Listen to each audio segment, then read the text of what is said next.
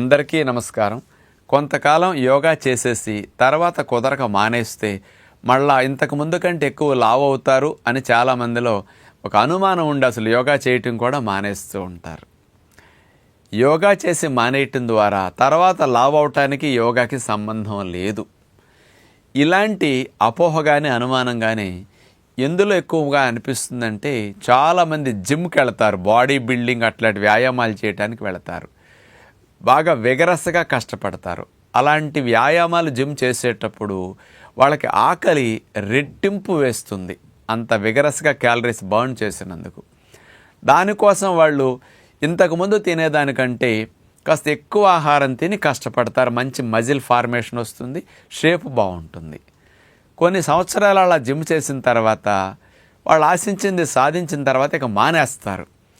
అక్కడ ఆకలి ఎక్కువేసి ఎక్కువ తినటం, నాన్ వెజ్ కానీ ఇలాంటివన్నీ కూడా షేకులు తాగటం అలవాటైపోయి జిమ్ మానేసి కూడా అలాగే కొనసాగిస్తారు. కాబట్టి వాళ్ళు జిమ్ మానేశాక ఇంతకుముందు కంటే ఇంకెక్కువ లావు అవుతారు.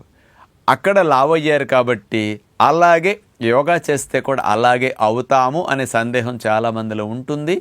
ఇక్కడ ఇట్లా ఉండదు. యోగా అంటే ఒక క్రమశిక్షణ, శారీరకంగాను మానసికంగాను ఒక డిసిప్లిన్ మనకు వస్తుంది. మనలో ఆకలిని నియంత్రించే హార్మోన్ లెప్టిన్ అనేది బాగా ఉత్పత్తి అవుతుందండి. కొంచెం తిన్నా సంతృప్తిని కలిగించే సెంటర్స్ బాగా యాక్టివేట్ అవుతాయి మన లోపల.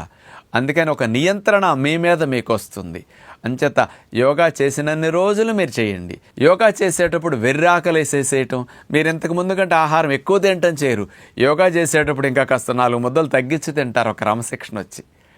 అందుకని యోగా మానేసిన తర్వాత కూడా తగ్గించి తినటం ఒక హ్యాబిట్ అయ్యి లెప్టిన్ అనే హార్మోన్ మీ లోపల బాగా ఉత్పత్తి అయ్యి ఆకలి త్వరగా వేయకుండా మిమ్మల్ని కంట్రోల్ చేస్తుంది అనమాట. కాబట్టి మీరు ఎక్కువ తిని మళ్ళీ బరువు పెరిగిపోతాం. అందుకని యోగా కొన్నాళ్ళ తర్వాత నాకు కుదరదు కదా, ముందు నుంచి నేర్చుకోవటం ఎందుకు అనే సందేహం వద్దు.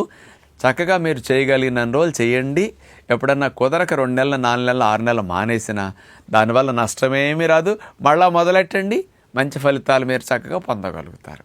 అందుకని ఇతర వాటితో కంపేర్ చేసి యోగ విద్యకు అలా అవుతుందని మీరు ఎవరన్నా అనుమానం పెట్టుకోవద్దని అందరికీ విజ్ఞప్తి చేస్తూ నమస్కారం.